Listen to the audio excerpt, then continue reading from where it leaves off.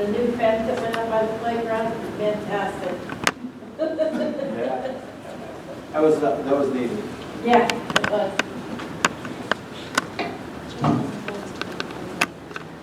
As most of you already know, we had a major commercial structure fire Saturday morning at Pretzel LLC, 42 Swihart Road.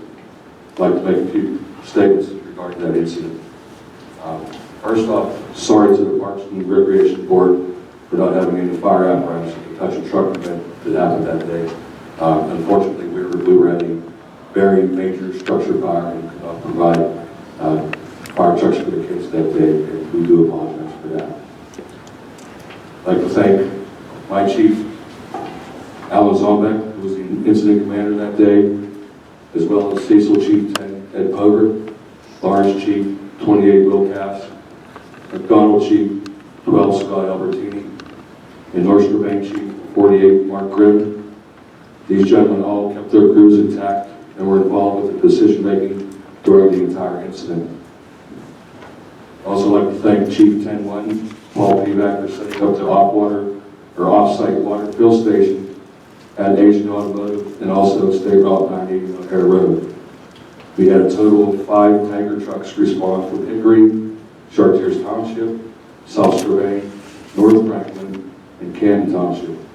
An estimated 110,000 gallons of water was shuttled to the fire scene from that fill site. I'd also like to thank the other responding companies that helped in our efforts, including the rapid intervention teams from Houston, Peters Township, and also the City of Washington. Station 266 out of South Fayette, Cuddy, for providing manpower to the scene. And also Station 13 Midway and Station 69 Cannonsburg for standing by in their stations in case another incident happened in the immediate area. Medic 2800 Southbridge for providing an ambulance in case it was needed and for providing snacks and water for the crews. Your air-conditioned rehab unit for firefighters to rest in was well appreciated. Also like to thank our Police Chief Sean Bukovinsky and his officers for traffic control at the scene, and Public Works Foreman Mark Secreti and his crew for providing road closed signs and barricades for the whole day.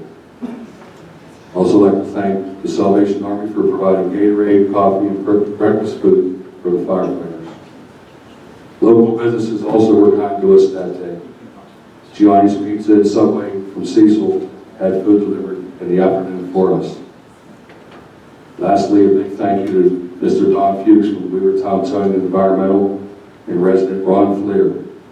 They provided 2 fuel trucks to fuel the fire apparatus, a tow truck and a tractor to pull out the 5 trailers that were docked behind the building. A large excavator was operated by Ron to remove the debris from under the collapsed roof so we could get to the hot spots.